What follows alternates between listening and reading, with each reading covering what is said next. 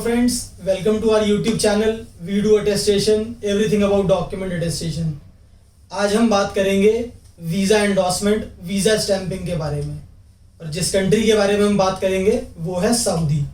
Saudi का employment visa, जिसे Saudi के एम्प्लॉयर वकाला भी बोलते हैं। तो वकाला एम्प्लॉयमेंट वीज़ा, उसके क्या कैटेगरीज होते हैं, किस टाइप के होते हैं, ये सारी चीज़ें, उसमें क्या क्या डॉक्यूमेंट हमें लगते हैं, कितना टाइम लगता है और कैसे कैसे उसका सबमिशन होता है, तो हम इस वीडियो में ये सब कुछ डिटेल में कवर करेंगे। तो हम बात शुरू करते हैं वीज़ा कैटेगरी या वीज़ा टाइप से। तो वीज़ा कैटेगरी, वीज़ा टाइप तो वही है अपना एम्प्लॉयमेंट वीज़ा। तो कैटेगरी को हम सब कैटेगराइज कर सकते हैं, जिसमें हम समझते हैं दो जगह डिवाइड हो सकता है ये, स्किल्ड कैटेगरी और अनस्किल्ड। तो स्किल्ड में हमारे लोग आते हैं doctors, engineers, accountant, manager, technicians. Unskilled में आते हैं लेबर, प्लम्बर, इलेक्ट्रीशियन, ड्राइवर। तो इस तरीके से हम इन्हें डिवाइड कर सकते हैं। और दोनों के जो सबमिशन है, जो दोनों के डॉक्यूमेंट्स रिक्वायर हैं, वो थोड़े अलग हैं।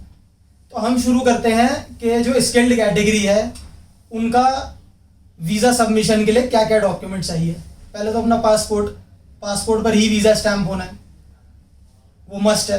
फोटोग्राफ, उसके बाद गम का मेडिकल, वो भी सबके लिए मस्ट है। जो भी सऊदी में एम्प्लॉयमेंट वीज़ा के लिए डॉक्यूमेंट अपने सबमिशन करेगा या जॉब पर्पस से जा रहा है, उन्हें पहले अपना मेडिकल टेस्ट कराना होता है गम का अप्रूव्ड मेडिकल सेंटर से।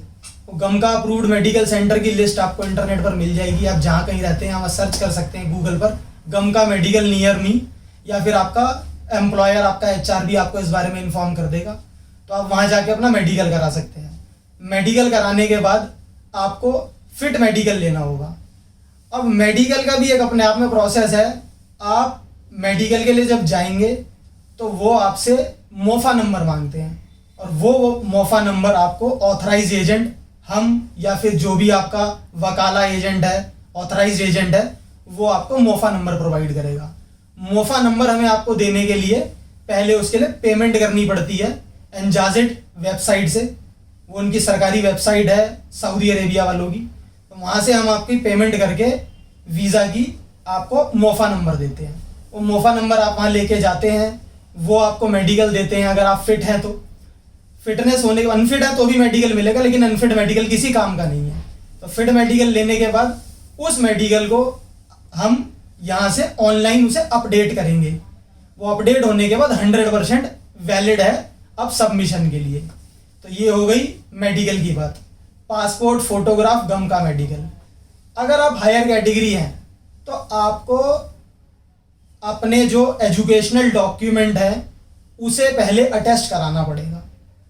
अटेस्टेशन का एक पूरा हमने एक वीडियो बनाया हुआ है, वो आप उसे देख सकते हैं। अटेस्टेशन अपने आप में एक बहुत ही लेंदी प्रोसेस है। सऊदी का अटेस्टेशन सबसे कॉम्प्लिकेटेड, सबसे डिफ़िकल्ट और सबसे लेंदी है। तो वो समझने के लिए आप हमारा अटेस्टेशन वाला वीडियो देख सकते हैं। बट फिर भी कोई भी काम मुश्किल होता है, नामुमकिन कुछ नहीं होता। तो अब हम करते करते उसकी भी एक्सपर्टीज़ आ चुकी है हमारे पास पूरी। तो हम वो काम भी जो मिनिमम टाइम होता है उसमें आपको करके दे देते हैं। तो अटेस्टेशन के बाद अटेस्टेड डिग्री भी आपकी वीज़ा के साथ सबमिशन होगा, इसका आपका डॉक्यूमेंट्स के साथ एम्बेसी में। और होता है मेन आपका वकाला। वकाला मतलब वीज़ा। और वीज़ा हम एनजाजिट की वेबसाइट से निकाल लेते हैं। आपको बस हमारे साथ वीज़ा नंबर और स्पॉन्सर आईडी शेयर करनी होती है, वो हम इंटरनेट पे ऑनलाइन उसे निकाल लेते हैं। अब यही क्या डॉक्यूमेंट चाहिए अनस्किल्ड कैटेगरी के लिए, जो लो कैटेगरी हैं उनके लिए ऑलमोस्ट ये सेम ही डॉक्यूमेंट चाहिए। पासपोर्ट, फोटोग्राफ, गम का मेडिकल, वकाला। बस जो चीज़ नहीं चाहिए वो है अटेस्टेड डिग्री। अब जिस पे डिग्री है ही नहीं तो वो अटेस्टेड देगा कहाँ से, इसलिए लो कैटेगरी वीज़ा के लिए हमें कोई अटेस्टेड डिग्री नहीं चाहिए। अब इसमें सबमिशन सिटी आती है। सबमिशन सिटी इंडिया में दो जगह से वीज़ा लगकर मिलता है, एक है दिल्ली, एक है मुंबई। अगर आपका मुंबई सबमिशन है तो हमने ये जो डॉक्यूमेंट डिस्कस किए हमें बस यही चाहिए।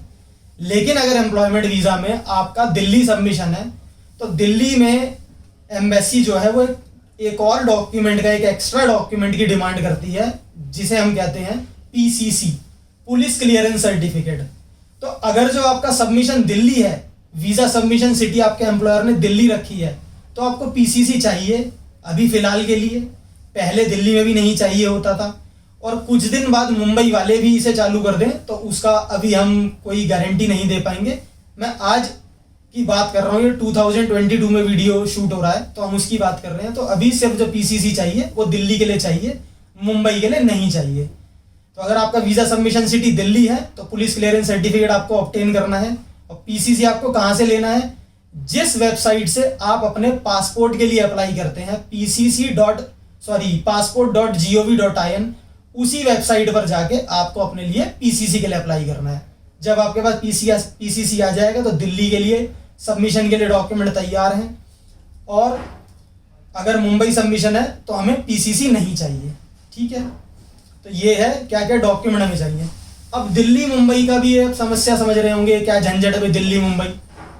तो दिल्ली मुंबई को अगर मैं ज़्यादा पीछे से आपको समझाना चालू करूँ तो जितना मेरे को हो गया इस लाइन में लगभग 18 साल काम करते करते, तो अगर ये लाइन और पुरानी है तो जहाँ तक हमने जो हमारे सीनियर से, जो हमारे जब हम लाइन में आए थे उनसे सुना है, तब तो हम थे नहीं, तो दिल्ली में, सॉरी इंडिया में सिर्फ और सिर्फ एम्बेसी जो होती थी वो मुंबई में होती थी। जो सबसे पहले सऊदी की कोई कॉन्सुलेट, कोई एम्बेसी, कोई ब्रांच इंडिया में जो खुली है वो मुंबई में हुआ करती थी।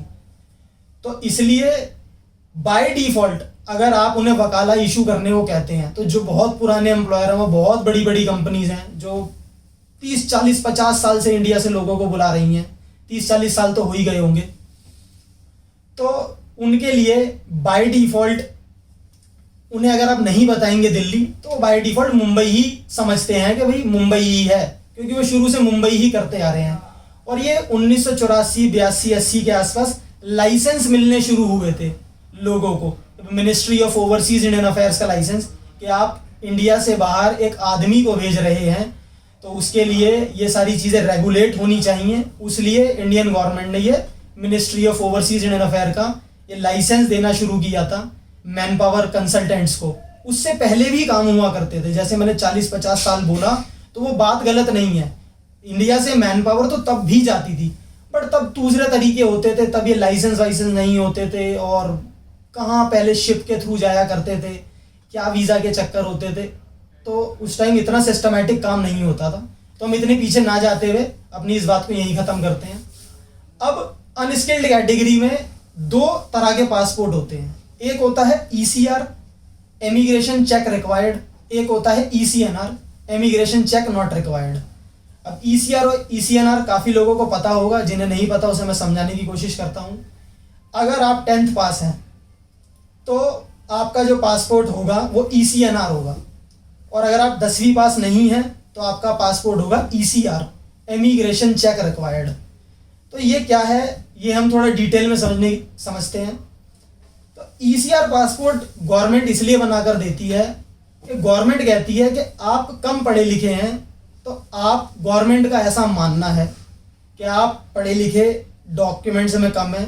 ऑल्दो आजकल की दुनिया में पढ़ाई और प्रैक्टिकल नॉलेज ऑलमोस्ट बराबर है, आप 10वीं पास भी बहुत तरक्की कर रहे हैं, तो उसका लेना देना कुछ नहीं है उससे। लेकिन जो गवर्नमेंट समझती है, गवर्नमेंट ये समझती है कि आप 10th पास हैं तो आप अपनी लाइफ के ये जो इम्पोर्टेंट डिसीज़न है कि बाहर जाना, किसी नए देश में, वहाँ के एम्प्लॉयर के अंडर में काम करना, वहाँ कोई आपके साथ कुछ गलत ना कर सके, आप पढ़े लिखे हैं तो वो समझते हैं कि आप अपनी सब चीज़ें सोच सकते हैं, समझ सकते हैं। अगर आप पढ़े लिखे नहीं हैं तो गवर्नमेंट कहती है कि उसलिए उन्होंने डिपार्टमेंट बनाया POE, protector of emigrant, POE, protector of emigrant. तो उसका जैसा नाम है, प्रोटेक्टर ऑफ एमिग्रेंट्स, एमिग्रेंट्स की रक्षा करने वाला, उनका प्रोटेक्टर। तो वहाँ से आपको इमिग्रेशन क्लियरेंस लेना पड़ता है अगर आप ECR पासपोर्ट है तो। अब आज के टाइम में जो हम कर रहे हैं छोटा मोटा काम अपना रिक्रूटमेंट का, अटेस्टेशन का, तो जो हमारे ऑब्जर्वेशन में जो चीज़ें आने लग गई हैं उसमें ECR कैटेगरीज जो होती है ना, वो तो बहुत ही जो बड़ा एम्प्लॉयर होगा ना, जैसे नाम ले बहुत बड़े, जैसे अरामको में आप जा रहे हैं तो वो तो अपने आप को यहाँ पर ई माइग्रेट सिस्टम में रजिस्टर कर लेता है, उसके लिए demand letter, power of attorney, agreement, अपने आप को इंडियन ई माइग्रेट सिस्टम में रजिस्टर करना, बहुत सारे झंझट हैं। तो इसलिए बाहर का एम्प्लॉयर ईसीआर वालों को थोड़ा अवॉइड ही करता है। क्यों? क्योंकि आजकल पढ़े लिखों के लिए भी रोजगार इतने कम है, एम्प्लॉयमेंट जो है वो तो पढ़े लिखे के लिए भी कम है, तो कम पढ़े लिखे को तो कहाँ मिलेगा। अगर कोई बहुत ही स्किलफुल आदमी है तो उसके लिए शायद एम्प्लॉयर आपका थोड़े एफर्ट डाल भी ले। जनरली ईसीएनआर लेबर के लिए भी ईसीएनआर वाले 10वीं पास लोग मिल जाते हैं इजीली, तो इसलिए एम्प्लॉयर इसे अवॉइड ही करता है। लेकिन फिर भी अगर आपका ईसीआर पासपोर्ट है तो आपके एम्प्लॉयर को इंडिया में ई माइग्रेट सिस्टम में अपने आप को रजिस्टर करना पड़ेगा। आपको अपने nearest POE, protector of immigrant office से इमिग्रेशन क्लियरेंस मिलेगा, और इमिग्रेशन क्लियरेंस मिलने के बाद फिर आपका वीज़ा सबमिशन होगा, डॉक्यूमेंट सबमिशन होगा एम्बेसी में वीज़ा एंडोर्समेंट के लिए। तो अब हम फाइनली कुछ डॉक्यूमेंट्स देख लेते हैं, सैंपल देख लेते हैं डॉक्यूमेंट वो होते कैसे हैं जो हमें वीज़ा के लिए एम्बेसी में सबमिट करने होते हैं। ये है पासपोर्ट, सबने देखा पासपोर्ट, सबके पास होता है। तो ईसीआर पासपोर्ट होता है, जैसे हमने ईसीआर डिस्कस करी थी, वहाँ लिखा होता है इमिग्रेशन चेक रिक्वायर्ड, यहाँ लिखा होता है आपके लास्ट पेज पर, ठीक है। ये फोटोग्राफ है, कैंडिडेट ने अपनी to be on the safer side 2 तरह की फ़ोटो भेज दी कि किसी भी तरीके की चाहिए हो, 80% फेस कवर, वाइड बैकग्राउंड या बड़ी फ़ोटो, तो दोनों दे दिए। जनरली हमारे को ये size 80% face cover wide background में चलता है, बिल्कुल ओके है। ये है ऑफर लेटर, ऑल्दो ये एक हायर कैटेगरी का वीज़ा है, ये इंजीनियर हैं, ये सॉरी फार्मासिस्ट है, ये बाकी इंजीनियर, डॉक्टर, अकाउंटेंट सबके लिए ऐसा ही ऑफर लेटर होता है। ये वहाँ ऑनलाइन चैम्बर ऑफ कॉमर्स का लेटर है, ये ऑनलाइन चैम्बर का बारकोड है। पहले कंपनी के लेटर हेड पर ऑफर लेटर बन जाता था और उसे फिजिकली चैम्बर और मोफा दोनों से अटैच होता था, लेकिन अभी ऑनलाइन चैम्बर ऑफ कॉमर्स और ये physical MOFA, ministry of foreign affair Saudi Arabia का विदेश मंत्रालय, वहाँ का स्टिकर है, वहाँ का अटेस्टेशन है, वहाँ की स्टैंप है। अब हम देख लेते हैं, ये गंगा मेडिकल है, इन्होंने मेडिकल सेंटर वाले के ही एनवेलप में हमें दिया है। तो ये रजिस्ट्रेशन स्लिप है मेडिकल की, और ये है मेडिकल।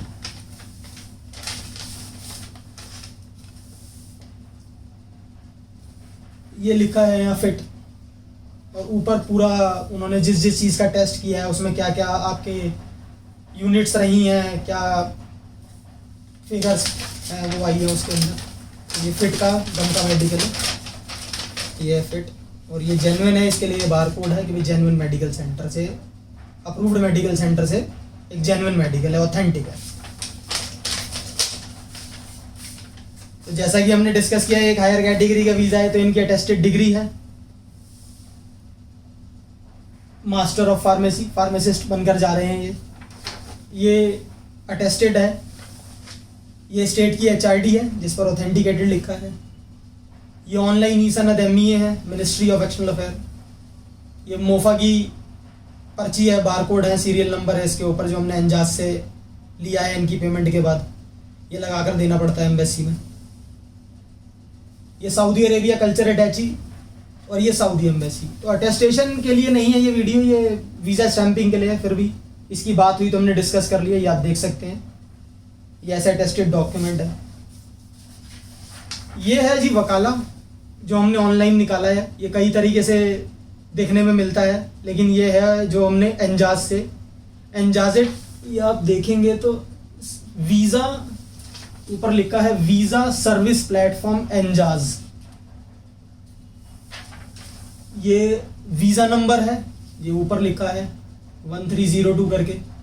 फिर वीज़ा की डेट है, ये एम्प्लॉयर का फुल नेम है, स्पॉन्सर एड्रेस, स्पॉन्सर आईडी, ये इस तरीके का वीज़ा होता है। अब जो सऊदी का वीज़ा आता है ना, वो किसी के नाम का वीज़ा नहीं आता, वो प्रोफेशन का वीज़ा आता है। मतलब फार्मासिस्ट, आप फार्मासिस्ट हैं तो फार्मासिस्ट का वीज़ा आएगा, इंजीनियर है तो इंजीनियर का वीज़ा आएगा। कैंडिडेट के नाम का, मिस्टर एबीसी का नाम का वीज़ा नहीं आता, प्रोफेशन का वीज़ा आता है। और प्रोफेशन का वीज़ा आता है तो उस वीज़ा के ऊपर कोई भी आपका कैंडिडेट जा सकता है। ये वीज़ा काउंट है कि कितने उन्होंने वीज़ा लिए हैं और कितने लग गए हैं, कितने रिमेनिंग है। तो इसमें 2 वीज़ा कंपनी ने फार्मासिस्ट के लिए हैं और 2 ही अभी रिमेनिंग है, एक भी वीज़ा लगा नहीं है। ये मुंबई सबमिशन है, मुंबई जो हमने डिस्कस किया था, ये मुंबई सबमिशन है। और ये ऑक्यूपेशन लिखा है, ये आप अरेबिक में से ट्रांसलेट करके देख सकते हैं। तो ये है वकाला, visa, employment visa, electronic visa, एनजाज से रिट्रीव्ड वीज़ा। ये है वो डॉक्यूमेंट जिसे हम वीज़ा के लिए हमने यूज़ किया। और जैसा हमने डिस्कस किया था, अगर मुंबई है तो हमें पीसीसी चाहिए, तो ये है पुलिस क्लियरेंस सर्टिफिकेट। किसी और कैंडिडेट का है, हमने बस इस सैंपल के लिए यूज़ किया है, दिखाने के लिए कि ऐसा पीसीसी है, दूसरा कोई पीसीसी नहीं चाहिए, ऐसा पीसीसी चाहिए। तो अभी हमारे पास अनस्किल्ड कैटेगरी के भी बहुत से पासपोर्ट पड़े हैं ऑफिस में, लेकिन स्किल्ड कैटेगरी, हायर कैटेगरी में एक अटेस्टेड डिग्री और आप देख पाते हैं, तो इसलिए हमने ये वाला सैंपल यूज़ किया। नहीं तो ऑफिस में पासपोर्ट भरे पड़े हैं, स्किल्ड, अनस्किल्ड, लो कैटेगरी, ECNR, ECR, हर तरीके के पासपोर्ट ऑफिस में हैं।